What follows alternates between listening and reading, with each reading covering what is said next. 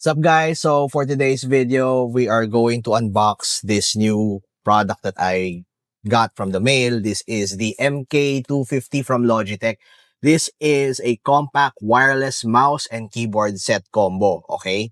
So this one is Bluetooth lang specifically. So wireless parehas, yung mouse and yung keyboard is wireless.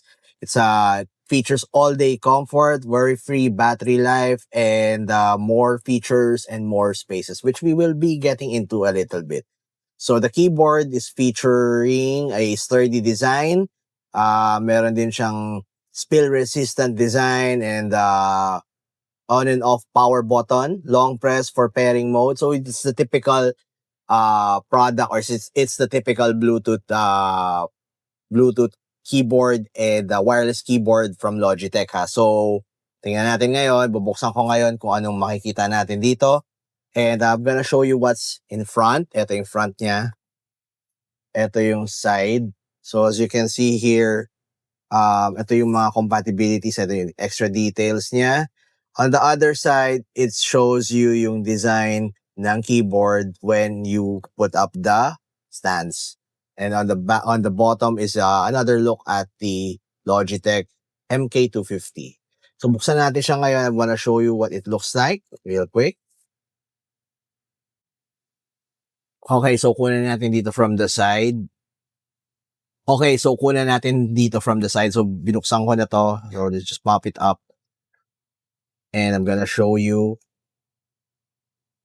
ito. So we just have to remove it from the box. Ano ba laman nito? Ito yung mouse. Okay? So yung kasama niya. Nakabundle na to guys. So hindi when you buy the keyboard, the mouse is also available. So wow. Okay. First impression, very tactile siya. Sobrang gaan niya. I love it. Gaan yung niya. And I'm gonna show you. Tingnan natin kung may battery. Yes, may battery siya. Ayan. Okay. So, yeah, alam mo lang yan. Tatanggalin na natin mamaya. Well, I'll show you later. So, ano pa yung laman? Eto, may nakikita tayong yellow sa loob. Tanggalin na natin to. Actually, instructions pala siya sa mouse. Okay, so ito yung keyboard. Labasan natin. Ayan. Anything else sa loob? Wala naman na so far. So, it's just really, Okay, so very rare ha. Hindi ako nakakuha parati ng gano'n na combo. Laging it's either a keyboard or a mouse. Pero ngayon, it's both. The same package. So, tingnan natin ano pa yung So, tinanggal ko na yung paper wrappings.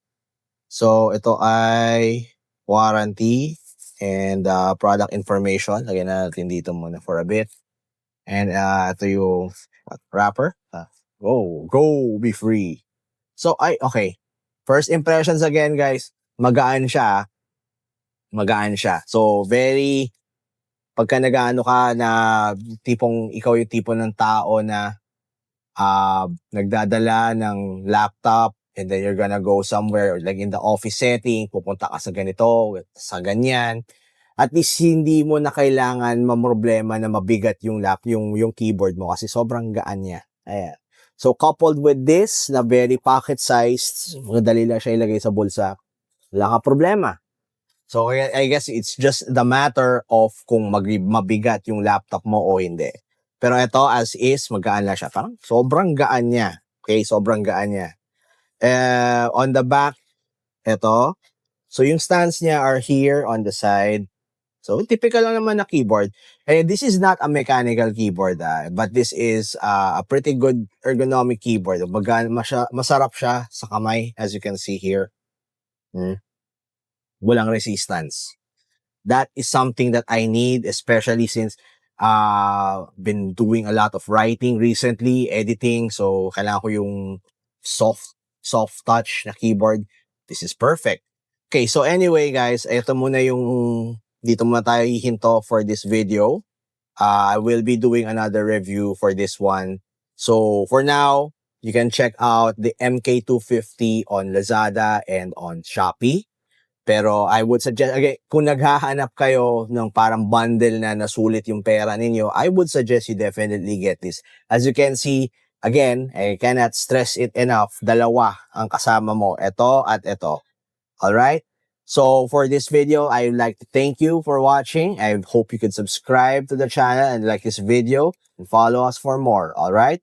Thank you guys. See you soon.